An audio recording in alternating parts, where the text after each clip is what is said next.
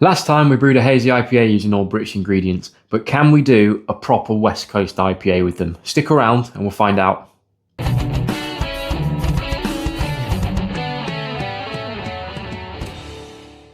What's up guys, it's Zach here from Metal and Mutt Homebrew. Welcome back to another Grain to Glass video and the third in my series of British ingredient beers. This one is going to be a little bit trickier. So last time we did the hazy IPA, which worked absolutely brilliantly. This time we're going to try a traditional West Coast IPA, good old Westie.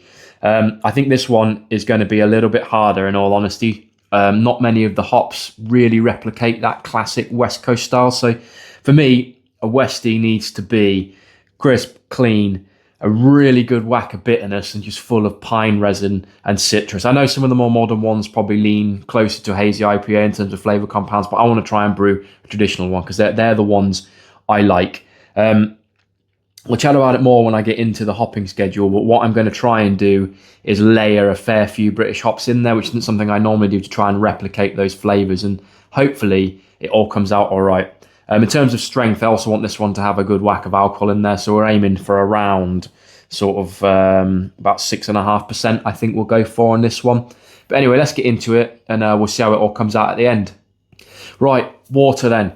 As always, I'm using spotless water, reverse osmosis water, so a clean slate to start with to build my water profile off of.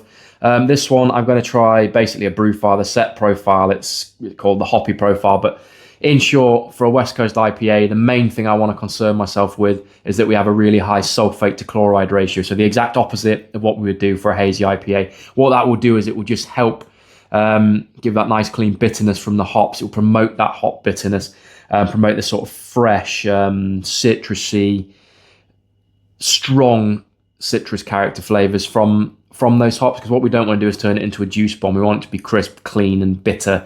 So that sulfate chloride ratio will work nicely for that. So hopefully it comes out well.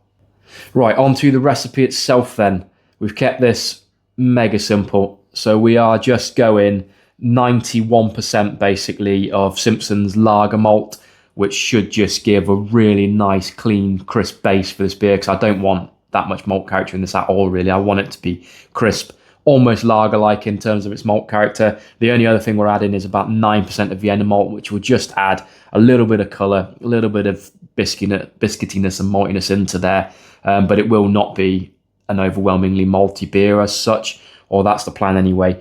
In terms of the mash, we're going to mash at 64 degrees Celsius for an hour. That will hopefully create a nice fermentable wort, which will dry out nicely, because I want this to be quite a dry finishing beer to complement the high level of bitterness that we're going for nicely. That should work quite well. Right, so once the mash is done, we will raise our grain bag out and I'll sparge in my usual way. So a jug of water over the top of the grains. Whilst I'm doing that, I'll do some cleaning, and I've also turned my heating elements on to full to get me up to the boil. And as you can see, we are now at a nice steady rolling boil. This one, I'm sticking with a traditional 1 hour boil. I think that'll work nicely for this style of beer. It's what I would generally do anyway. I tend to only use the 30-minute boils for hazy IPAs. Again, I know some people do them for every beer. For me, this is just the way I like to do it. I'm not in a rush and I quite enjoy the process. So that's what we are sticking with. Now it's time to chat about the hops. And as I said, when I started planning this beer, it was quite tricky to find any hops that give me just pine resin and overwhelming sort of citrus. When I brew, I like to keep things fairly simple, and I don't generally tend to like to throw too many different styles of hops into any one beer. Occasionally I will, but not always. But for this one, I've had to sort of rethink a little bit, and I've ended up using 5 different hops in this. The reason being, I'm going to try and layer them to sort of use the flavours that are in these British hops to mimic sort of pine resin and some of the citrus characters I'm after, because I don't think I'm going to get it just by using a couple of them. So what I've done is, right at the start of the boil, I'm adding 18 grams of Target. That should just give a really nice, clean, assertive bitterness. I'm aiming for around, what am I aiming for? I can't even remember myself. For about 60 IBUs in this beer, so that'll give me a good chunk of those. So that's at the 60-minute mark right at the start. At the 15-minute mark, I'm then going to add some Challenger. They'll add some bitterness in there, but equally it's going to give me, hopefully, it says orange marmalade. Now, what I'm thinking is if I add that in then, The orange marmalade might come across as slightly resiny, I'm hoping. I don't know. We'll soon find out. So I'm not adding too much of it. So I'm only adding 8 grams in at the 15-minute mark. Then as a whirlpool hop, I'm using Northdown. Northdown says it should give me resin and a little bit of soft spice. So I'm hoping that in combination with the Challenger will present as a good whack of sort of piney, resinous character, which is what I like in a Westie. And then finally for my dry hop, I'm adding Olicana and Jester. I'm leaning more into the Olicana than the Jester, and they're going to give me my good citrus whack. So the Olicana should give me grapefruit, passion fruit, maybe a little bit of mango, but I think it's going to come out really heavily citrusy and probably present itself in quite a sort of grapefruity way. And the Jester says grapefruit and a bit of blackcurrant. So my plan there is hopefully it'll lean into the grapefruit a little bit, give me that citrus vibe, but the blackcurrant might give it a nice, ever so slight sort of British twist. Right, we now need to talk about yeast and fermentation.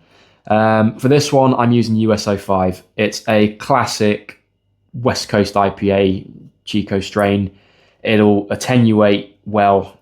It'll produce a really clean, easy drinking beer, and it's just the staple for these kind of beers. I know technically it's not a British yeast, but I think yeast have sort of lost their passports now. They're so easy to get hold of wherever. It doesn't really matter. So that's what I'm going to go with. I'm expecting it to ferment out pretty quickly using that yeast. And in terms of temperature, I'm going to ferment at about 20 degrees C. I'm just going to leave it at that temperature throughout and let it do its thing. I will then cold crash and package.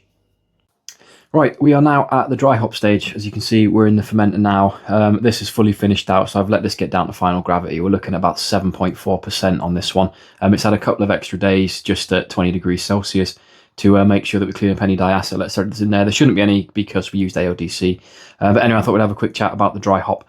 So what I've done is I've soft crashed this under about 5 psi to 14 degrees Celsius.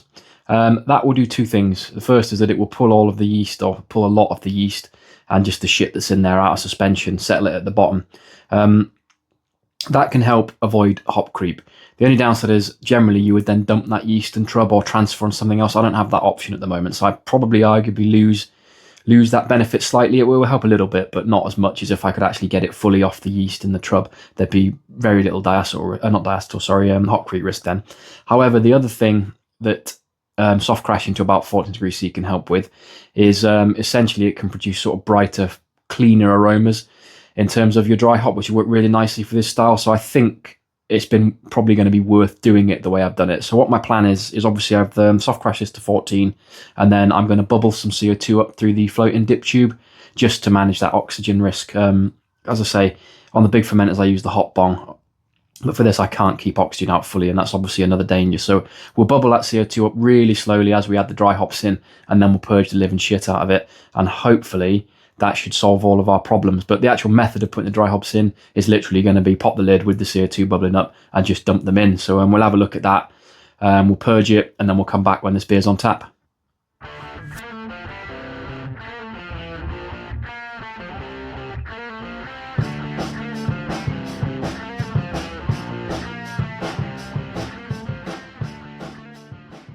Right, the final product then. As I've always said on this channel, my intention is to always keep things honest on it, and this beer does have a flaw in it, which we'll get onto in a minute. But it turns out that flaw was entirely down to my own complacency. So if you've been watching my channel for a while, you'd know that I've not long switched to small batch brewing 9 litre batches, but I'm still doing that on my big 35 litre Brewzilla, which I've always had. I spent a long time, several years in fact, brewing on that full batch size to the point where I had all of my numbers dialed in terms of mash temperatures and things like that. I'd tweaked the setting, so I knew that every time I set my mash temperature on that machine, that would be the temperature of my mash. I then switched to the small batch brewing, and stupidly, and I should have known better, I never bothered actually checking my mash temperatures versus what's on the screen. Obviously, with a much smaller batch size, you've got much less thermal mass, so it's more subjective to temperature swings, which can sort of mean that the reading on the screen is not necessarily indicative of what your mash temperature actually is. I should have known that, and that's complacency kicking in. And the reason I figured it out is since I've been doing these small batches, I've brewed some really nice beers, but I've had a couple that have had this they've been slightly thin and had this slightly watery almost aftertaste, which it didn't spoil the beers. They weren't nasty, they weren't unpleasant, but it was there and it was nagging me and I couldn't figure out why. Then when I brewed this beer, I thought, well, I should actually check my mash temperatures just out of interest. And what I found was that they were about 4 or 5 degrees lower than what the Brewzilla was reading, because obviously the probe's in the bottom, where you've got the sort of dead space and liquid, and it isn't actually measuring the mash temperature. So my mash temperature was about 60, 61 degrees, which would 100% account for that thin, watery, sort of slight watery flavour at the end of it. So that's what's gone wrong. And then I instantly realised that all the beers I'd brewed on here that had worked really nicely were all hazies or double IPAs, big beers like that, where I've mashed at a much higher temperature, normally 70 or 72 degrees C. So obviously then, with that temperature difference, they were still mashing in your normal, probably between 65 and 68 degrees C temperature range, which is why they've worked. So I'm 99% confident that that is exactly what's caused this issue. That being said, I'm brewing a black IPA soon. I will be firmly testing that theory on there, making sure my mash temperatures are up to scratch just to make sure, but they haven't. Don't get complacent. But that being said, this beer's still come out all right, and I can still pick the flavours out and still give you a good idea of what it tastes like, albeit it's slightly muted and slightly dulled down from what it should be.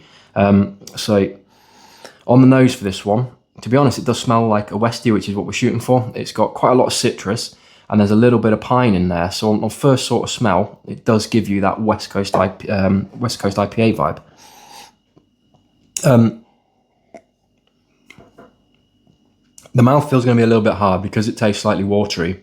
It spoiled it a little bit, but it has still come out quite crisp and quite dry, but probably too far, I would suggest, which I think has also affected the bitterness. I'm not going to dwell too much on the mouthfeel because it's not quite where I wanted it for my own fault, really. But the flavour, it actually quite surprised me because I didn't think that this beer was going to work. However, it's not that far off a Westie. It's not perfect, but it's not too far away. So it's got a good whack of bitterness. I think the bitterness is slightly dulled down because of the wateriness. Again, my fault. So I don't think I tweaked the bitterness. I think it's about where it should be. It's still nice and bitter, and it still gives you that good whack. And then it's got plenty of citrus. So I know all of the dry hops have really done their job. My choices there have worked really nicely. And for me, a Westie needs a shitload of pine as well. That's where this beer falls short ever so slightly. So it has got a nice pine character to it. However, it can come across slightly marmalade-y, which I think is obviously the British hops coming through, because they can be known for that sort of slight marmalade-y character you'd get in sort of your old school British ales. It is presenting as pine as well, so the pininess is there, but it does get just a touch too marmalade-y for me, I think. So as a first go at that, I think it's got fairly close to a West Coast IPA. It's not been as big of a success as the hazy was. That was bang on. It's good. It's a nice beer, but it's not quite got that aggressive edge that I want from a Westie. But I think if I hadn't cocked it up with my mash temperatures, I think it would have been even closer. I think I'd have been even happy with that. So what I'd probably do is try that again as is and just see how it comes out as it was intended with the right mash temperatures. I still don't think I'm going to get a perfect West Coast IPA using British hops. I don't know if that's necessarily 100% doable, but I think you can get pretty damn close and have a pretty interesting, unique, almost West Coast IPA out of that. But anyway, I hope you enjoyed that, and as always, please feel free to check out my backlog of other videos. And again, thank you very much for watching. Cheers.